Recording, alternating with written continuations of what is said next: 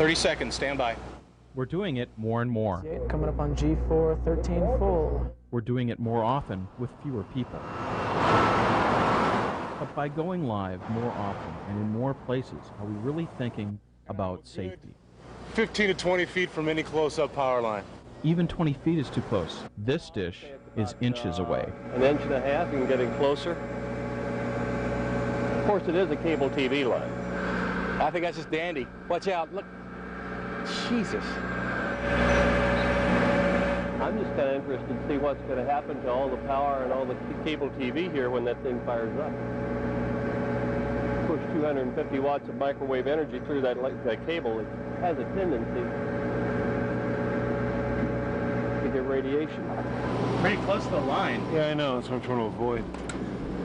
Potential for an accident. Well, luckily not on this day. But there is a general rule of thumb as to how far you should put your mast or dish up to a line. Mark Bell from Television Broadcast Magazine puts it best by saying the safest distance to a power line is 10 feet for the first 50,000 volts, with 4 inches added for each 10,000 volts above that. Maintain the 10 feet and double it if you're not sure. Here at KSTP, the rule of thumb is basically 3 truck lengths or 30 feet between your mast and a power line. How do you do that? Just figure out the length of your truck times 3. That's the easiest way to do it. When parking the truck, we want to make sure that we don't have any power lines overhead, and we usually want to judge that at 2 lengths of the truck, which works out to about 35 to 40 feet. 35 to 40 feet, or 2 truck lengths. A distance to try and live by, or to try and save your life by. 11 upper at 1845. Satellite shots can be just as dangerous as microwave shots. We have the microwave mast up and the satellite dish up for this shot for different reasons, but I won't go into that. But we have to check safety on all counts. Just as important to make sure that everything on top of that truck is far away from any obstruction. Power lines, lightning, trees, anything. Safety first. I wanted to make a point especially about night. This is shot at natural light. The best weapon you have with safety at night is one of these.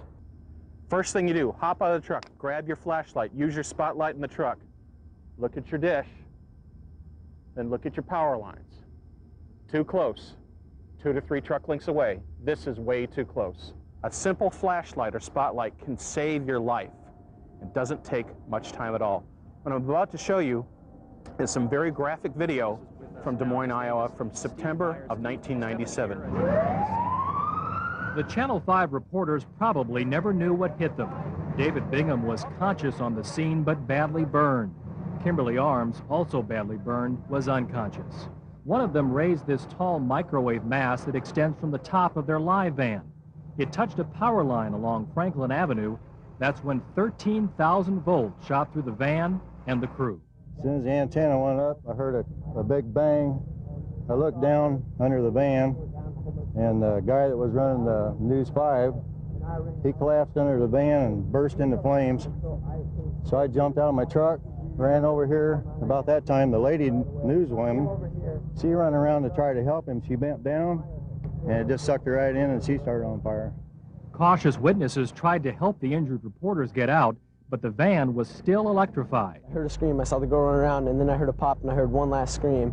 She went down, and so I came over sprinting, you know, and I told the rest of my kids that were playing with me, you know, call 911. And I came over here, I started putting their backs and hands out with my shirt, you know, because they were on fire.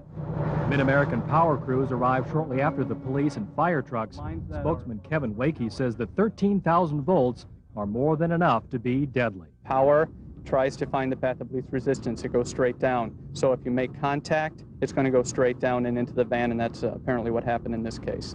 We try to keep the mast at a safe distance so that if the wind would blow and that sort of thing, it couldn't even come close to the power lines. We need to respect those power lines and to maintain a lot of separation. For whatever reason, the Channel 5 van operator did not see the lines overhead that threatened his life. And though those of us in the business of television read now and then about these incidents happening elsewhere, it is hard to believe it happened here. I've never seen this happen. And in fact, when setting up a live shot, I know that the photographers are trained. Look up first. Make sure that you're not coming in contact with anything. News Channel 8 photographer Sarah Strom happened to be driving by when the accident happened and knew immediately what was going on. After warning people to stay clear of the still-charged van, calling for help, and seeing the ambulances arrive, she, like every other television employee on the scene, found this news story far too close to home not to be affected. This could happen to anybody that we know. It's horrible. It's very scary to think that that could happen any day, and it happened here. Mid-American Energy says the top wire of that specific power line carries about 60,000 volts. The mast touched the lower power line that carries 13,200 volts, 105 times the amount of the electricity in those outlets in your home. Those are only 120 volts. It only takes 110 volts to hurt somebody. Imagine what a power line can do when it hits the ground. And this is where it came in contact with the ground. That power line is 7,200 volts, so when it hits the ground, it's hot enough to turn the dirt into glass, and it's still hot to the touch. Here's some very graphic footage from Washington, D.C. This is where Al Battle passed away. He was a 20-year veteran of CNN, and this is how he lost his life. Get out of there! Get him out of there!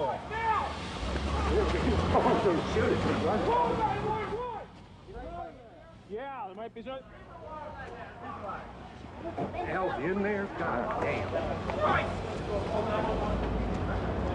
Call 911! Call 911 now! I'll come across.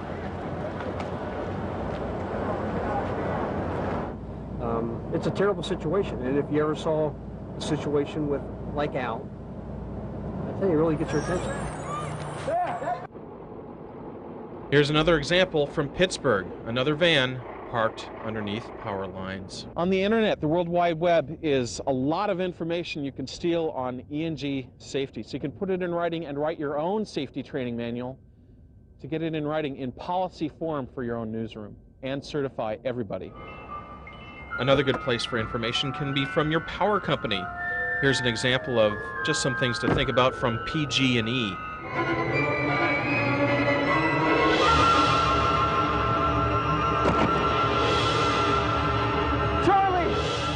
Charlie forgot that the ground was hot and that voltage diminishes in concentric circles like ripples in a pond. Forgot that he was stepping into a lower voltage than what was under his back foot. Forgot to hop or shuffle with his feet together. Feels all right. Dan Nelson's one of the lucky ones. He got hurt in Fort Myers and lost his leg as a result of an E&G accident. There's a really lacking attitude in the industry towards E&G safety, and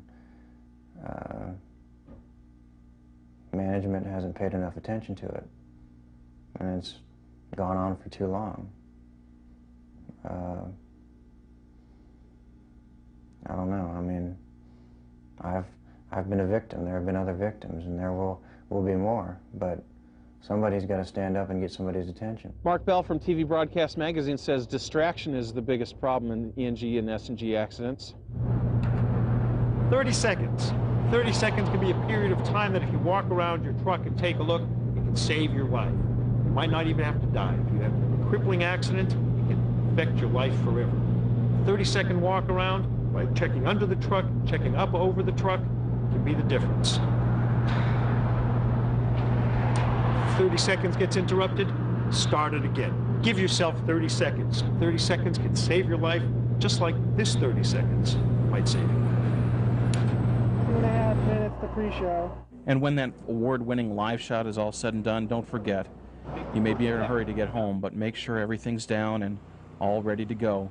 Watch out for those lights and think safety. A lot of things to think about in the last over 9 minutes tape that you just watched, but the most important thing to remember is probably just 4 words. 4 words. Look up and live. Look up and live.